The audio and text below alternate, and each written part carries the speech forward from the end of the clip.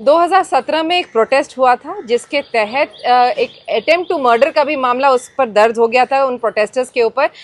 और अब जाके इतने सालों बाद जो आरोपी थे वो इस पूरे मामले से बरी हो गए। आखिर मामला क्या था, ये आरपीआई के जो लोग थे वो थे कौन, क्या मामला था, आइए जानते हैं वकील सुनील पांडे जी से। क्या मामला क्या था, 2017 में हुआ क्या था?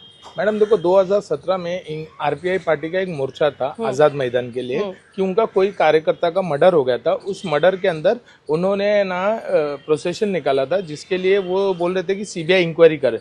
तो सीबीआई इंक्वायरी के लिए जितने कार्यकर्ता थे सब आज़ाद मैदान में जमा होके वो प्रोसेशन ख़त्म हो गया। मोर्चा जो ख़त्म होने के बाद जब वो रिटर्न हुए, जो आरोपी थे वो तो घर चले गए थे। जो कंप्लेंट है वो जिला अध्यक्ष है सोना कामले, उन्होंने एलिगेशन लगाया कि इन लोग चारों ने मिल के मुझे बोला कि मैंने उन लोग ने कमेंट किया कि सोना कामले मुर्दाबाद, और बोले कि डीजल डाला उनके ऊपर, मैंने इनफ्लेमेबल सब्सटेंस और मैस्टिक से स्टिक किया और 2 जन ने मारामारी किया। जब ये बात कोर्ट के पास आया, ट्रायल चला, जितने भी उसमें आई विटनेसेस थे जितने भी, वो तो बोले हमारे सामने ऐसा कोई एक्ट नहीं हुआ।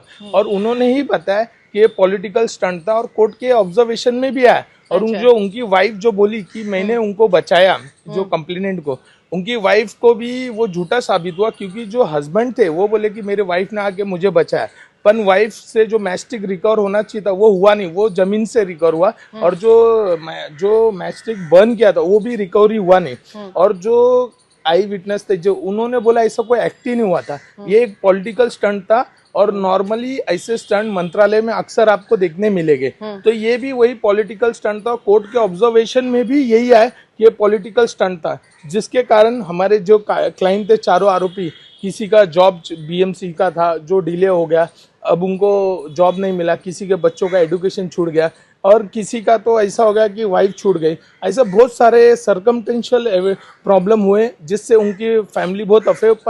अब वो 8 साल बाद खुश है और उनको खुशी हुई कि वो बाइज्जत बरी छूटे। ओके, लेकिन ये जो थे विक्टिम जो थी वो कौन से पार्टी से थी और ये अक्यूज वो भी आरपीआई से, सब एक आरपीआई से ही थे, सब एक ही पार्टी से थे दोनों भी।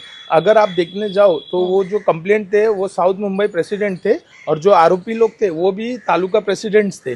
माने उनके ही पार्टी के थे और वही पोस्ट पे थे, उन लोग भी पोस्ट पे ही थे चारों। पर इनका जो ग्रज था, इनका बहुत दिन से राइवरी चल रहा था क्योंकि वो जो उनके पार्टी अध्यक्ष है रामदास आठवले जी जो मिनिस्टर है, उनको भी उन्होंने कंप्लेंट किया था। उनको भी उन्होंने बोला कि भाई ये आदमी जो है इस पे करप्शन के चार्जेस है, तो उनका कंप्लेंट सुना नहीं जा रहा था। इसलिए उन्होंने बार बार क्या किया, ये एलिगेशन बना के और इनको क्रिमिनल कलर देने की कोशिश किया गया। तो ये सब अदालत ने ऑब्जर्व किया है। अगर आप जजमेंट में देखो, कोर्ट ने बोला ये ओनली पॉलिटिकल ड्रामा है और कुछ नहीं है, और कोर्ट को माना कि ये चारों भी निर्दोष और इन लोग को बाइज्जत बरी छोड़ा गया। बिल्कुल। तो रामदास अठावले के जो आरपीआई के जो लोग थे उनको किस तरीके से 8 साल पहले आरोपी बनाया गया था, और आखिरकार इस पूरे में जो इंटरनल पॉलिटिक्स थी एक पार्टी की, उसी के तहत ये केस आया था, और उसके बाद अब 8 साल बाद जो आरोपी थे वो छूट गए।